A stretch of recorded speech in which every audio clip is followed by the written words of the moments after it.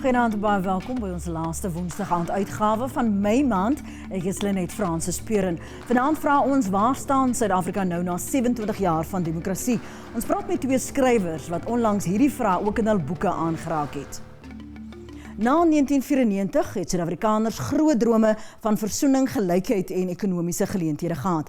Die politieke ontleder en skrywer Dr. Ebrahim Harvey glo kwessies soos ras en klas verdeel steeds ons samelewing en het oor die dekades vererger. Sy boek, The Great Pretenders, is pas vrygestel. Hy plaas die verbrokkeling van ons drome voor die ANC-regering se deur en meen hulle geskiedenis is deurspek met saadjies van verdeeldheid en dat die land erger af is as voor apartheid. Ek is vroeër via Zoom met Dr. Harvey gesels. Ebrahim, thanks so much for joining us this evening on our show. It's kind of difficult to touch on everything that you write about, but I got the sense that you are implying in The Great Pretenders that the ANC on various levels and particularly critical questions and challenges in South Africa have been ghosting South Africans, made promises but didn't deliver on that. And two of the key issues that you say that has caused them to lose legitimacy is the questions of race and the questions of class. How so? The South African situation throughout its history, especially since the 1850s mineral revolution, has always, but always, and most of the literature of this period till now recognizes that the interaction between race and class is there throughout our history.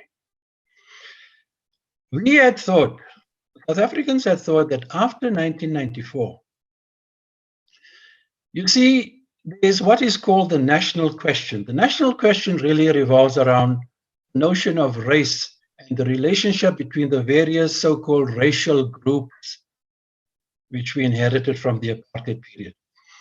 The ANC began on a very problematic note regarding the national question by its decision to retain the apartheid era racial and arguably racialist and racist classification system. Coloreds, Indians, Africans, whites, it's very clear. They fought in the parliament to retain this against arguments from the SABC and others that it's going to be highly problematic. Because they command the majority in parliament, they won the day on that thing, and hence you have South Africa still filling in forms, colored, Indian, African, etc. Very serious problems. I believe that that legacy, the retention of this apartheid classification has contributed a lot the racialization we've seen in post-apartheid South Africa. I mean, I was telling Jesse Duarte at the launch, that race has exploded, ironically, in post-apartheid South Africa. First I'm emphasizing. Never has people been taken up with the notion of race because it's related to class. That's why we've got this huge and deepening, combustible socio-economic crisis. Nowhere better seen than in the fact that since June 2004, black townships have been in an unstoppable avalanche of protests. Combustible protests, you have to ask yourself, what has happened? They've been protesting far more, my dear, than was the case under apartheid. What went wrong? Why are black people in revolt against the ANC government that they yearn for so many decades to replace the racist Nationalist Party? That is my work. That is what I do. Everything I've done for the past 2-3 decades revolves around that. My higher degrees, everything revolves around. Hence my decision to write this book. I wanted to pull together the various threads. In fact, the decision to write the book arose when I did research for the Motlanthe biography. I looked at this thing more clearly and felt that I needed to do this. It's deep into our history and the origins of the ANC. In the book, I explain everything that you have happening today. I believe the seeds were sown in the ANC from its very birth. You know, the ANC had a restricted membership rule. Only African people could join the ANC, even after it adopted the Freedom Charter. The non-racial halo of the Freedom Charter in the 1950s, you could not become a member of the ANC until its Morogoro Conference in 1969. That was ordinary membership. Hold on. Only in 1985 at its Kabwe conference did the ANC open up membership completely. And as a result, Joe Slovo, Isopahati, and others go on to the NEC, are elected to the NEC. Now, can you believe that from 1912 until 1985, that was the case in the ANC? A lot of people don't go into it. It would have massive ramifications. That alone would have, and you've seen it in post-apartheid South Africa, especially the past decade. I must just tell you quickly, we have this thing, it's naked. You see it all over, especially in the public sector. The growth of what I called an Africanist majoritarian chauvinism. It's alienated the so-called colored people, Indian people, white people, and you see it no more starkly and at the polls.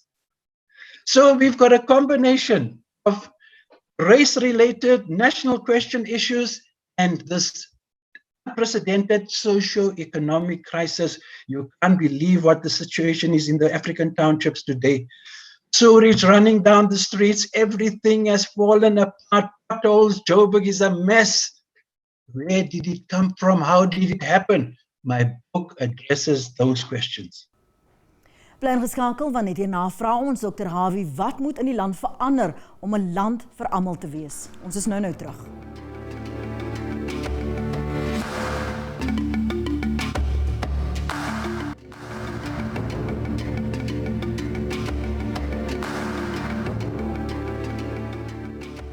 Welkom terug. Die politieke ontleder Dr. Ebrahim Harvey se boek The Great Pretenders is pas vrygestel. Hy spreek skerp kritiek uit teen die regerende ANC oor waar hulle die afgelope 27 jaar fouteer het. Ek het vroeër via Zoom met Dr. Harvey gesels en wou weet wat in Suid-Afrika moet verander om 'n land vir almal te wees. Hier is deel 2 van daardie onderhoud. We've seen the problems within the party, and I'm wondering firstly if there is an urgency to self-reflect. Will the ANC leadership take your book seriously and literally address it? Because we constantly hear that there's a promise of a new dawn. Okay. Yes, you know, it's quite, in a way, it's laughable and in a way, it's very tragic and sad. Let me tell you what it is. From the 1997 conference of the ANC, they've been talking of renewal. Listen, you've got to get that clear. From 1997, ANC has been talking of renewal. It's 2021. 23 years have passed. What has this renewal turned into? In fact, to the contrary, the crisis in the ANC grew worse. The problems in this country grew worse. We've been left empty-handed with 23 years of commitment to renewal. Come on, man. You have to find out why that is the case. Now, regarding Jessie Duarte, it's on record.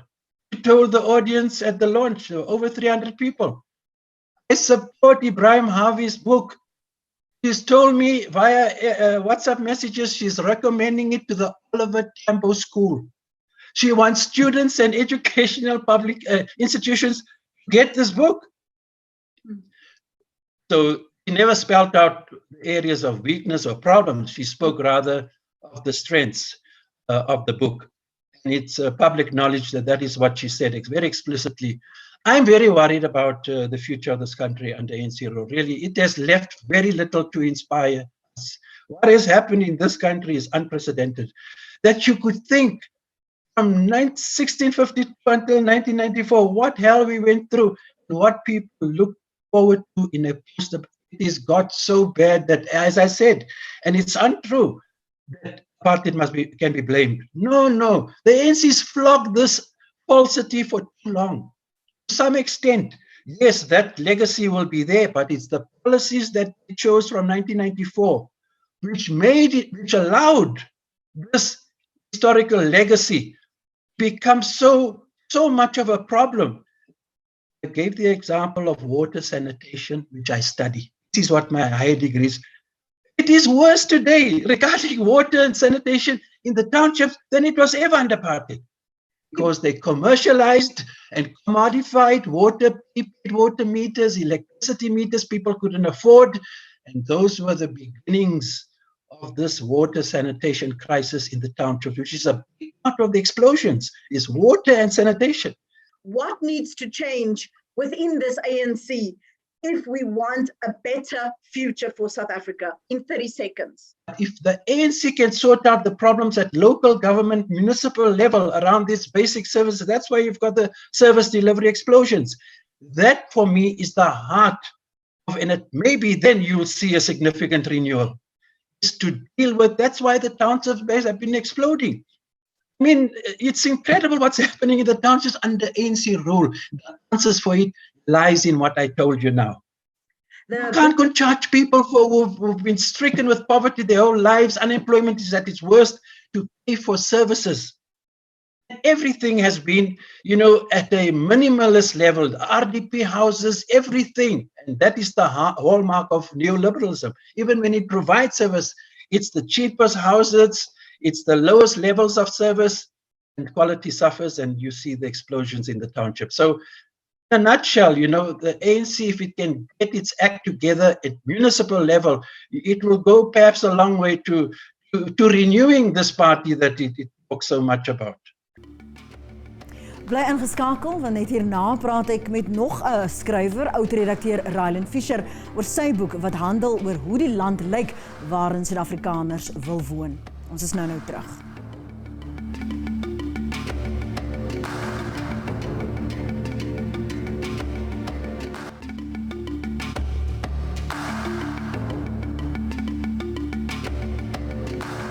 Suid-Afrikaners gaan later vanjaar na die stembus vir die plaaslike verkiesing. Wat is hul drome vir hul toekoms? Hoe lyk die Suid-Afrika wat ons wil bewoon? Ryland Fisher, oud-redakteur, outeur en joernalis, deel sy denke na aanleiding van gespreksforums reg oor die Weskaap. Hy het die gespreksforums in sy boek The South Africa We Want to Live In vervat. Ek het vroeër via Zoom met Ryland Fisher gepraat. Ryland, baie dankie dat jy vanaand by ons kon aansluit. Een van ons gaste in die vorige breek, Ebrahim Harvey, het gepraat oor twee kwessies wat Suid-Afrikaners veral nog strem. Dit is die kwessie van ras en die kwessie van klas. En hy sê dat veral swart mense is letterlik erger af as voor demokrasie. Jy en ek weet in 2007, as ek reg is, en help my asseblief reg, het jy 'n boek ook oor ras geskryf. As jy nou die narratief hoor van wat mense sê oor ras en rasbeheptheid in Suid-Afrika, is dit anders as toe jy die boek in 2007 geskryf het oor race? And how, if at all? Dit is anders. Ek dink dit het seker erger geraak as wat dit was 10 jaar gelede of 15 jaar gelede.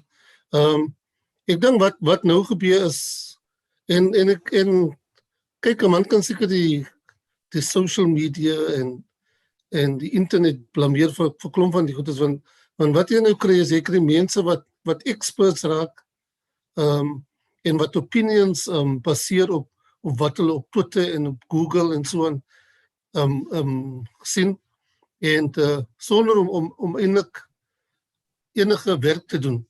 My standpunt was altyd dat deel van die probleme wat ons het, in terms of race and so on,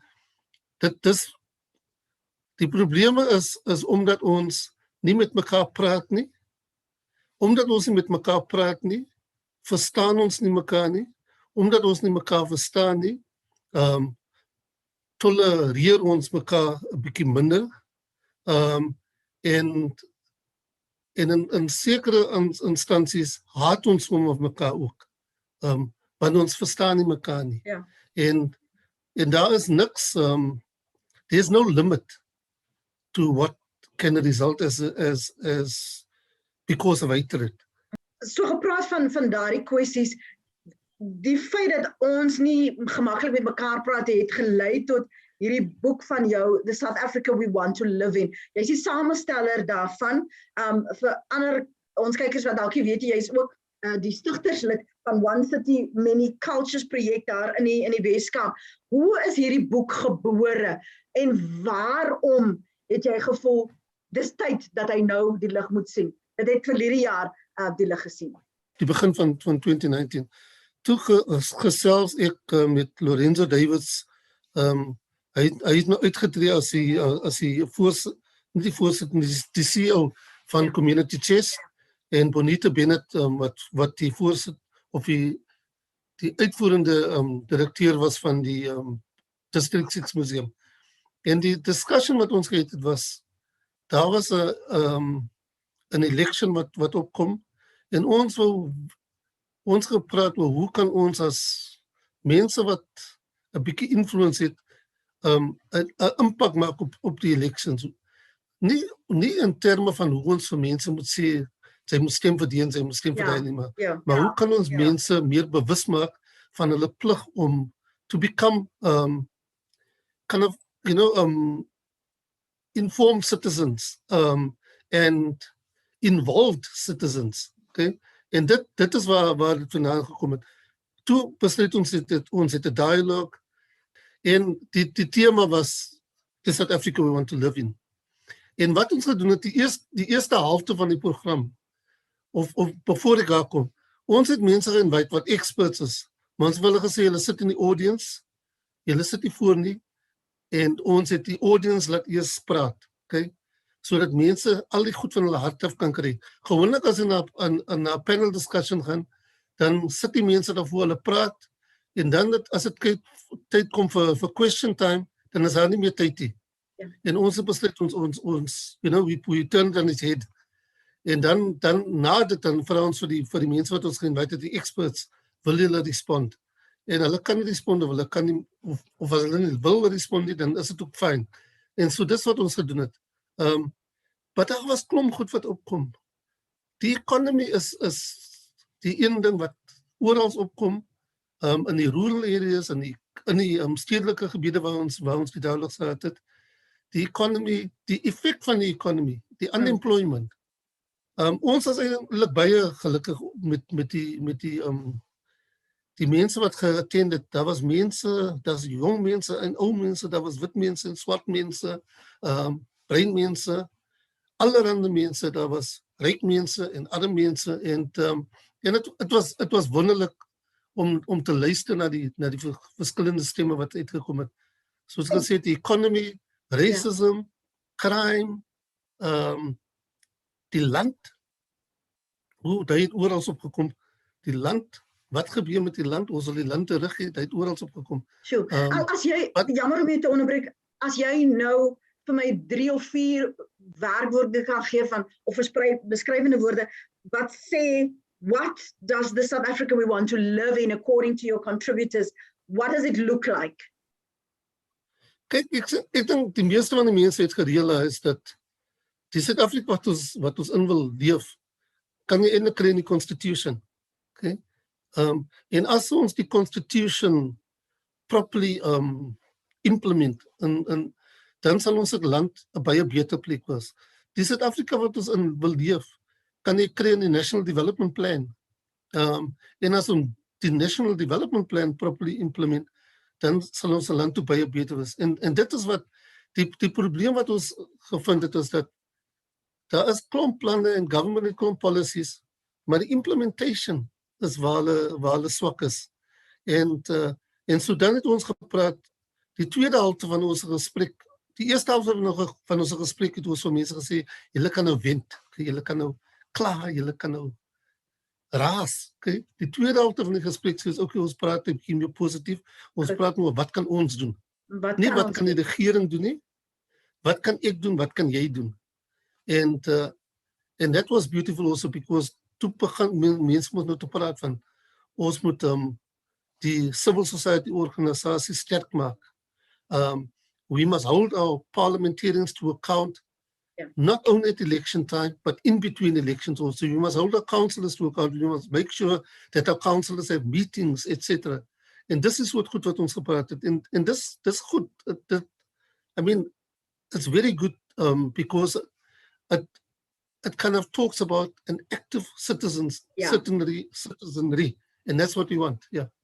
Baie dankie dat jy vanaand by ons aangesluit het. Ek is seker by alle goeie boekwinkels kan Suid-Afrikaners julle boek kry. Ek sien daar is denkers, daar's kunstenaars, daar's oud ministers, oud-regters, medialede wat ook deelgeneem het, maar ook doodgewone Suid-Afrikaners wat 'n liefde en 'n belang het vir Suid-Afrika. Die boek se naam is The South Africa We Want to Live In, en Ryland Fisher is die samesteller van daardie boek. Hoopelik kan ons in die loop van die jaar weer met jou gesels, veral wanneer hierdie stemme weer by die plaaslike verkiesings gehoor gaan word. Dankie vir jou tyd vanaand hier op Fokus, Ryland. Sterkte. Okay.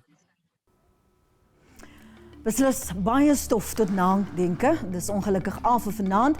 Onthou Fokus word elke donderdagoggend om 10:30 op SABC 2 herhaal en ons is ook steeds beskikbaar op YouTube. Indien jy met ons kontak wil maak, besoek ons Facebookblad of stuur vir ons e-pos. Ons lees graag jou kommentaar, jou tweets en jou voorstelle. Jy kan dit stuur aan Fokus by sabc.co.za. Jy kan op hoogte bly van al ons stories op ons Fokusblad op Facebook by Fokus SABC en dan kan jy ons ook volg op Twitter by Fokus ZA, al die besonderhede op jou skerm.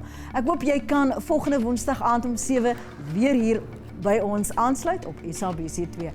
Tot dan, bly gesond.